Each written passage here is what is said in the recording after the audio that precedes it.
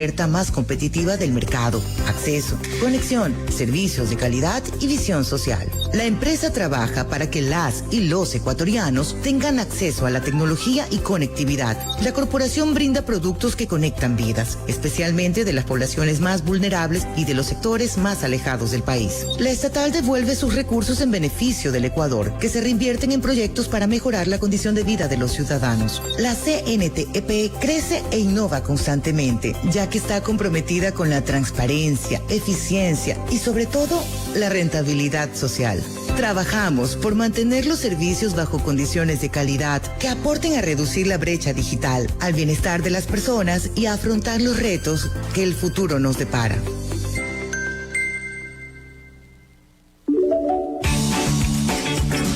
Las 24 horas del día, los 365 días del año. Trabajamos por ti para garantizar un servicio de calidad, continuo y confiable.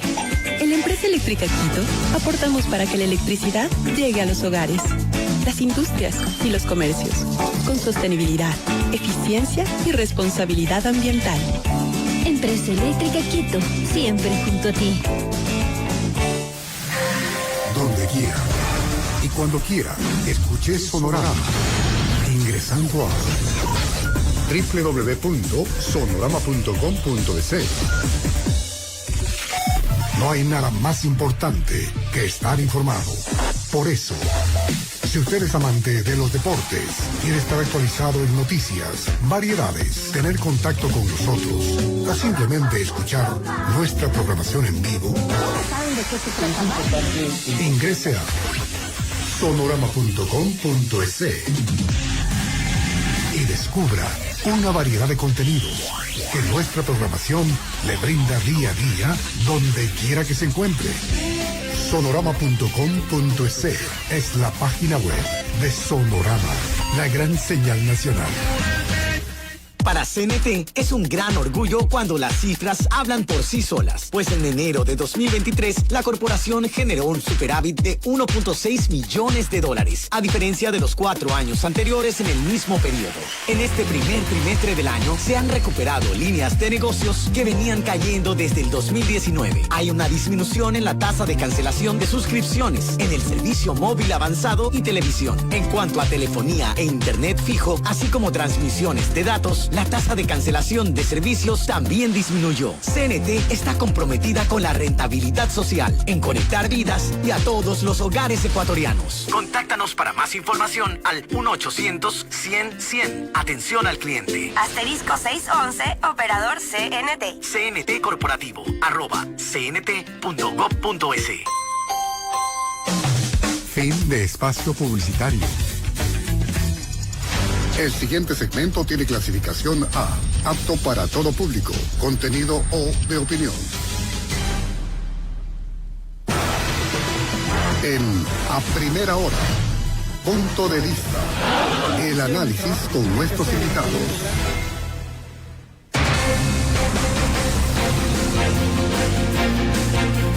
Muy bien, comencemos con reacciones. Viviana Veloz está con nosotros, hasta anteayer asambleísta e interpelante del presidente de la República en el juicio político. Viviana, ¿cómo está usted? Buenos días. Buenos días, Fabricio. Buenos días, Belkis. Un abrazo a toda la audiencia de Radio Sonorama. A ver, quiero empezar pidiéndole a usted una reacción sobre lo que le ha dicho el presidente de la República anoche a mi colega Ana María Cañizares de CNN, de que la verdadera razón por la cual el presidente Lasso dispone la disolución de la Asamblea Nacional es que había un plan macabro a través del cual ustedes, la Asamblea, la mayoría política, iba a ir primero por él, después por la fiscal, después por el contralor, después por el procurador, y pretendían tomarse los organismos de control del Estado. ¿Cuál es su reacción sobre eso, Viviana Veloz? Totalmente falso, Fabricio. Al presidente de la República lo condenan constantemente sus palabras. La misma Corte Constitucional, en el dictamen que dio paso para que se haga ese juicio político, manifestaba que es la máxima expresión de fiscalización y de control político por parte de la legislatura. Y no existe ningún plan macabro. El presidente de la República es se condena, como lo digo con sus palabras. ¿Por qué? Porque ahora le ha revelado al mundo que no existía ni grave crisis política ni conmoción interna, y que lo que hizo a través de ese decreto es para evitar que regrese el correísmo, olvidándose que la Revolución Ciudadana hoy por hoy, a pesar de toda la persecución política, es la principal fuerza política que tiene en este momento el Ecuador. Al presidente se le olvida que incluso es un decreto mal elaborado, mal fundamentado, porque en todo el contenido se habla sobre una obstrucción del Plan Nacional de Desarrollo, y al final decreta esta muerte cruzada que es inconstitucional y también además es ilegal, porque existe para él una grave conmoción interna, cuando hace 24 horas atrás, antes que firme el decreto, manifestaba que vivíamos en un país totalmente estable. Viviana, buenos días, bienvenida nuevamente. Siendo así, ¿cuál es la lectura suya respecto de este decreto de muerte cruzada? Si es cierta esa tesis de que hasta el día anterior no existían los votos en la Asamblea Nacional para destituir al presidente de la República, si es como ustedes manifiestan que no hubo ningún intento de obstruir el plan de desarrollo del gobierno y que nada de eso tuvo asidero, ¿cómo lee usted finalmente el haber emitido por parte del presidente de la República este decreto? El presidente de la República es evidente que no pudo desvirtuar los hechos que nosotros le estábamos encauzando en este proceso de juicio político, pero además, ¿cómo vamos a obstruir un plan nacional de desarrollo que no existe, que nunca se ejecutó? El gobierno tiene una baja ejecución presupuestaria por la misma inoperancia de sus ministros. La Asamblea lo que ha hecho dentro del ejercicio de sus funciones es fiscalizar y legislar. Eso es lo que hacía la Asamblea Nacional, no convertirse en el patio trasero de Carondelet como lo pretendía hacer el presidente cuando Guadalupe Llori estaba al frente de la legislatura. Entonces, no hemos obstruido absolutamente nada, y por eso hemos manifestado que este decreto de muerte cruzada, más allá que nosotros tenemos una postura clara y firme de que se debe convocar a nuevas elecciones, es inconstitucional, además de ser también ilegal, y es la desesperación de un gobierno que está caído y lo único que hace es prolongar la agonía de un presidente que no tiene legitimidad política ni tampoco tiene respaldo ciudadano, porque si bien es cierto, la Asamblea se disolvió el día de ayer, el presidente también se irá a su casa en un tiempo establecido de máximo 6 meses después de que ya se hayan dado las elecciones y se haya también elegido cuál será el nuevo presidente o presidenta de la República y quiénes serán los nuevos 137 legisladores del país. Hay le pregunto, y para ir desmenuzando los argumentos presidenciales, si bien es cierto no está en la parte resolutiva, porque la parte donde resuelve la disolución de la Asamblea invoca la grave crisis política y conmoción interna, pero la parte argumentativa del decreto, en las 11 páginas precedentes o 10 páginas precedentes del decreto que tiene 11 páginas, el presidente habla, por ejemplo, de una obstrucción sistemática, un bloqueo sistemático de la Asamblea. Menciona lo que pasó con la ley de creación de oportunidades que no le calificó el CAL, menciona con la ley de inversiones que no la aprobaron, y que fue archivada. Menciona las reformas a la Ley de Educación Superior que nunca le tramitaron, y de hecho la Asamblea hace pocas semanas negó un proyecto de reformas a la Ley de Educación Superior. Yo le pregunto a usted si la Asamblea por su lado no hizo su parte de bloquear constantemente las leyes del Ejecutivo. Asambleísta Veloz.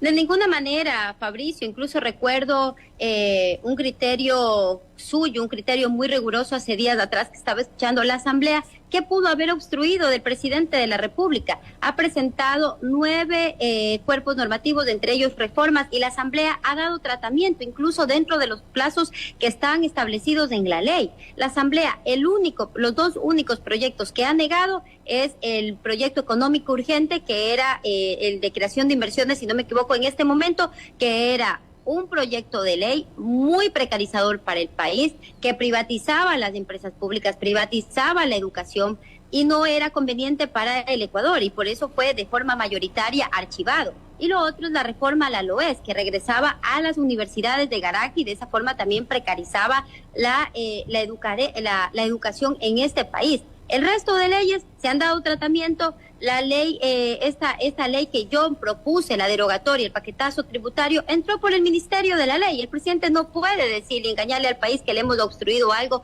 cuando él es el que no ha hecho un trabajo idóneo, un trabajo que pueda solucionar los problemas que en este momento atraviesa el Ecuador. Viviana, vamos al análisis respecto respecto esencialmente de las razones por las cuales o las causales por las que el presidente decreta esta muerte cruzada, como se le denomina.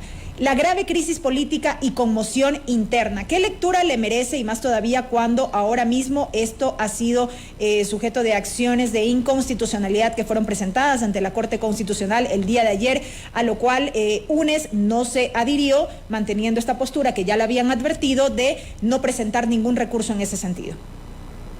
Hemos manifestado que el decreto de la muerte cruzada es inconstitucional, pero además también ya fue impugnado ante la Corte Constitucional, y lo primero en este momento que cabe será el examen primero de admisibilidad sobre esta impugnación, en el que se examinará si existe o no objeto de control abstracto y si procede o no lo que han presentado los ex colegas legisladores. Pero además, como hemos manifestado, no existe en este momento conmoción social. Cierto es que existe conflictividad por los altos índices de criminalidad que este gobierno no ha podido atacar, no ha podido contrarrestar, pero lo que ha hecho el gobierno es una salida frente a un proceso de juicio político, porque evidentemente, más allá de las posturas que puedan tener, no existían los votos para salvarse, porque si no, ¿cuál es la lectura que él haya firmado este decreto días antes de que se acabe esta sesión que estaba en curso y que posteriormente se iba a convocar a la nueva para dar paso a la votación sobre su censura y su destitución? ¿El presidente, usted cree que lo que hizo fue evitar el desenlace del juicio político, que ese fue el real objetivo más allá del plan macabro que ha denunciado el mandatario? No existe plan macabro, Fabricio y Belkis y ciudadanía. Lo que ha hecho el presidente es de evitar que se dé paso a la votación sobre su censura y su destitución. Porque si existía este plan macabro, ¿por qué no lo hizo antes? ¿Por qué no lo hizo hace meses atrás? ¿Por qué no firmó este decreto de muerte cruzada, que era una amenaza desde que él empezó su gestión como presidente de la República? Por lo tanto, el país y el mundo entero saben que el presidente lo hizo tan solo para evitar lo que procedía después de todo este juicio político que se estaba llevando en la Asamblea Nacional y que de ninguna manera era un plan macabro.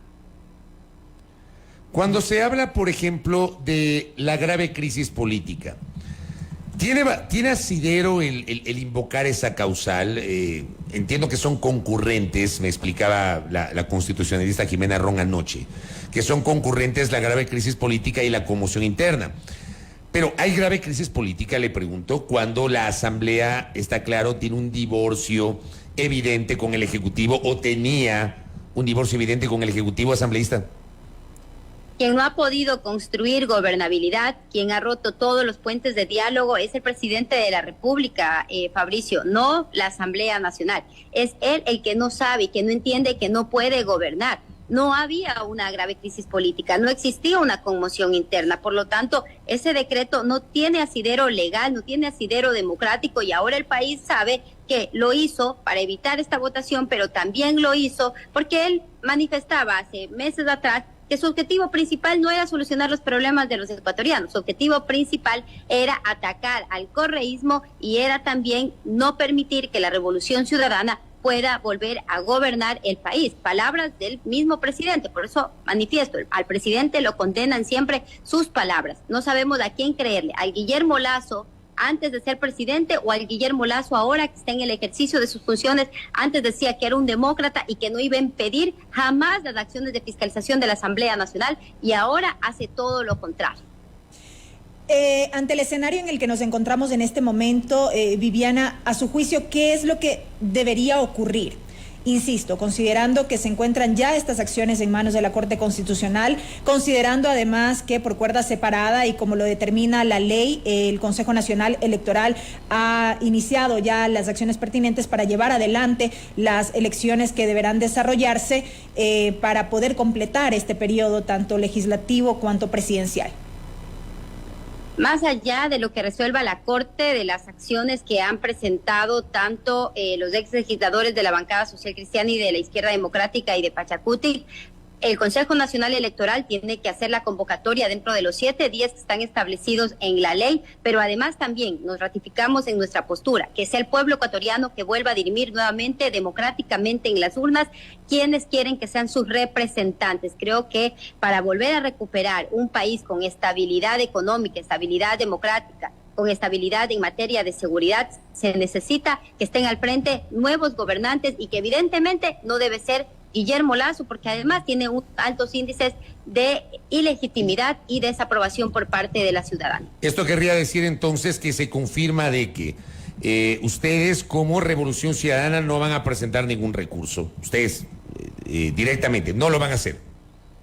Nosotros no vamos a presentar ningún recurso, nosotros somos coherentes con lo que hemos manifestado siempre a lo largo de nuestras intervenciones. Nosotros no temíamos a la muerte cruzada, tampoco la buscábamos. Finalmente el presidente, más allá de ser inconstitucional, la ha decretado, y lo que ahora procede es que hayan inmediatamente nuevas elecciones y que sea los ecuatorianos que elijan quiénes son sus representantes después de que se den estas elecciones. Eso es lo que procede. Nosotros no vamos a presentar ninguna acción ante la Corte Constitucional ni ante ningún organismo de justicia. ¿Usted volvería entonces a postular como candidata a la Asamblea Nacional en estas nuevas elecciones?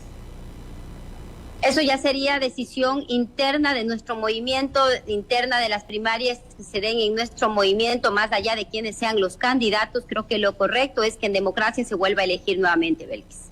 Pero ustedes ya desde ayer mismo, entiendo, empezaron a trabajar en la posibilidad de armar candidaturas.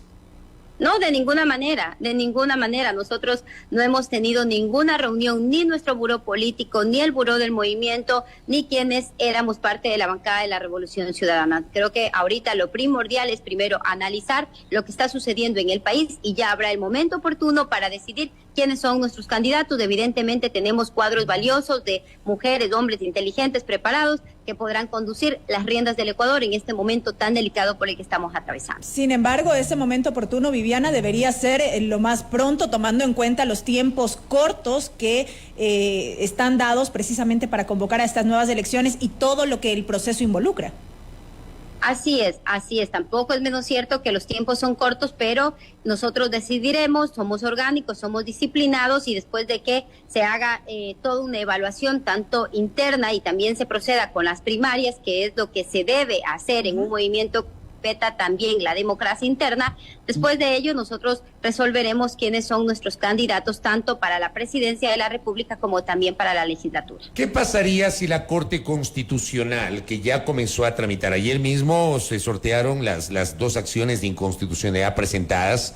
El juez Joel Escudero será el encargado de tramitar la acción de inconstitucionalidad impulsada por Esteban Torres Cobo y por Yesenia Guamaní, y el juez Enrique Herrería Bonet será el encargado de tramitar la acción de inconstitucionalidad presentada por Ángel Maita, Mireya Pazmiño, Dina Farinango, Janet Llano y Fernando Cabascango. Pero esta segunda acción inclusive lleva el pedido de medidas cautelares. ¿Qué pasaría si la Corte decide echar abajo el decreto ejecutivo que disolvió la Asamblea Nacional, Viviana?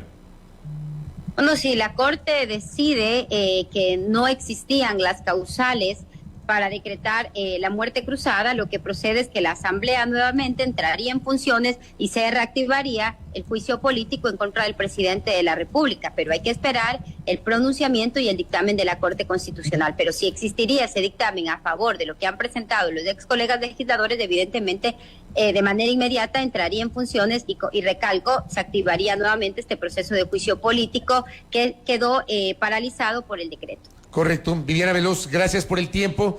Estamos pendientes de lo que pase hoy. Muy amable. Gracias. Un abrazo. Gracias a Viviana Veloz, exasambleísta de Revolución Ciudadana, impulsora, una de las impulsoras del juicio político en contra del presidente Guillermo Lasso, con su posición ya ratificado que Revolución Ciudadana no va a presentar ningún recurso, porque claro, esta organización política desde hace rato estaba planteando, impulsando la disolución de la Asamblea y la